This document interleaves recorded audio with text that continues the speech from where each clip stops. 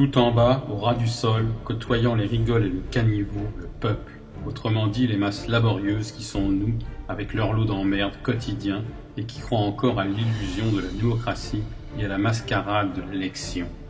Au-dessus, les gouvernements qui possèdent le monopole du pouvoir, qui l'utilisent pour nous taxer, nous contrôler comme du bétail. Au niveau supérieur, les grandes entreprises, les multinationales qui contrôlent les gouvernements et dirigent réellement le monde. Financement des campagnes et corruption de la classe dirigeante par le pouvoir de l'argent, pour leur seul profit. Sans elles, les politiques et les partis n'existeraient pas. C'est ce qu'on appelle la corporatocratie. Pour prendre possession des ressources mondiales et contrôler les marchés, ces grandes entreprises se financent auprès des grandes banques, le cartel bancaire, Wall Street, la City, qui leur prêtent à des taux préférentiels au détriment de l'emploi et des salaires. Au-dessus, les banques centrales internationales, BCE, la Fed, détenues par des capitaux privés, qui impriment la monnaie papier et dictent leurs lois aux nations. Ce sont elles qui imposent le taux de réserve fractionnaire aux banques commerciales, qui nous font payer des intérêts sur de l'argent créé ex nihilo.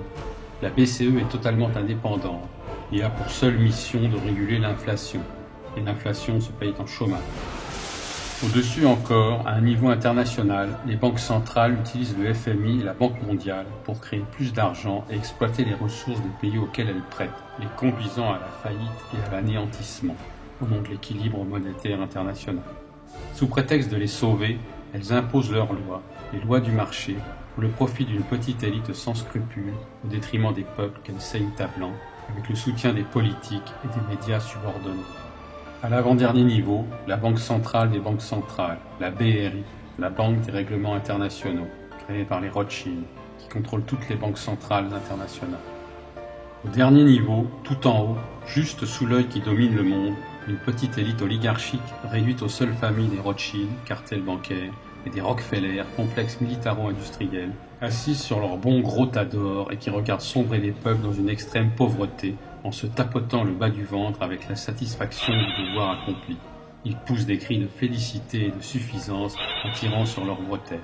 Pof, pof, bruit de la fumée du cigare au prix incalculable qui s'échappe de la bouche de ces hyènes insatiables des ténèbres. Et tout en haut, au niveau de l'œil qui veille sur le monde, ces familles, membres des Illuminati, une organisation secrète née en 1970-76, à l'initiative de Meyer Amschel Rothschild, qui aurait convoqué Adam Weishaupt, afin de restaurer l'ordre des Illuminés de Bavière, affirment certains, œuvrent dans l'ombre depuis des générations pour l'avènement d'un nouvel ordre mondial et l'anéantissement des peuples de ce monde à leur seul profit.